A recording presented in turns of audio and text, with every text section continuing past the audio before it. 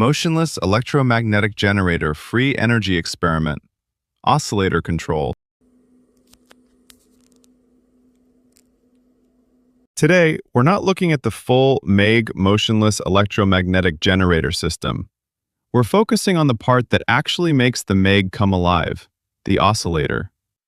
For this stage, we move straight into a PWM-based 4047 oscillator.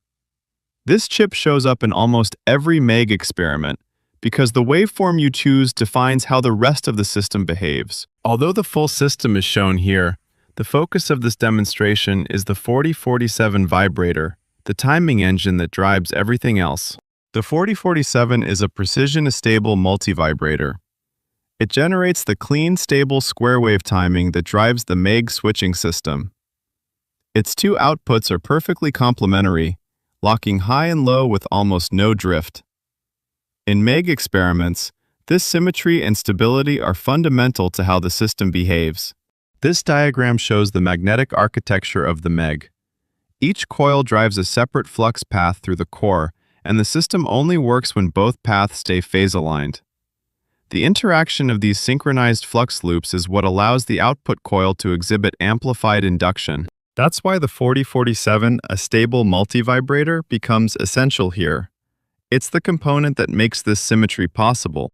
This custom PCB is built for the 4047 timing circuit. It manages the switching stage, the load path, and all timing interfaces for the MEG.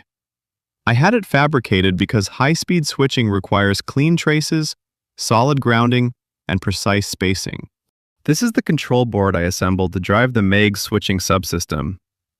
The variable resistor provides continuous frequency tuning, while the two MOSFETs deliver power to the drive coils through a PWM-based switching stage. Our objective today is to calibrate this board so it can generate a stable operating range between 70 Hz and 450 Hz. This formula shows how the 4047's astable frequency is determined by the RC timing network. As R or C increases, the oscillation frequency decreases, reducing them raises the frequency. Let's test this board now. Oscilloscope power is on. Connecting two probes connectors. Now we power up the oscilloscope and look at the actual switching waveform. This is where we confirm whether the 4047 is producing the clean, synchronized timing the MEG requires. Channel 1 is delivering a clean, well-defined switching waveform with stable amplitude and consistent edge integrity. Both waveforms are now locked in and stable. This confirms that the 4047 is generating clean, synchronized outputs, exactly what the MEG timing system needs.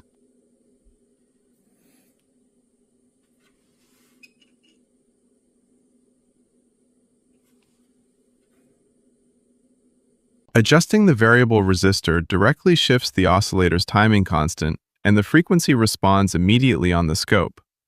The 4047 is tracking the change exactly as expected.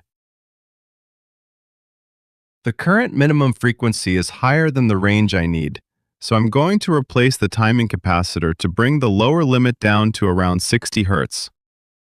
I changed the timing capacitor from 1 picofarad to 4.7 picofarad to shift the operating range. I turn on power again.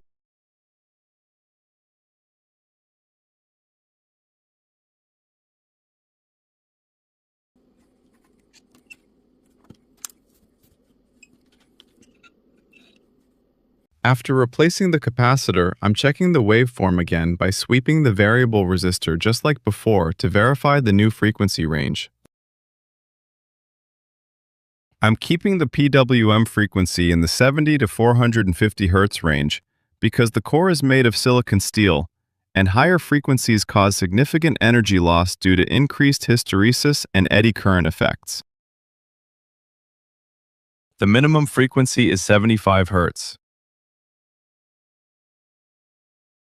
In addition, the maximum frequency is 455 Hz. Now that the capacitor has been replaced, the oscillator can finally be tuned within the frequency range I was targeting. With that verified, the main goal of this video is achieved. And next time, I'll move on to assembling the full system. If you found this build useful, make sure to like the video and subscribe for the next stage. Thanks for watching. If you found this project helpful, hit like and subscribe. And turn on notifications so you don't miss the next build.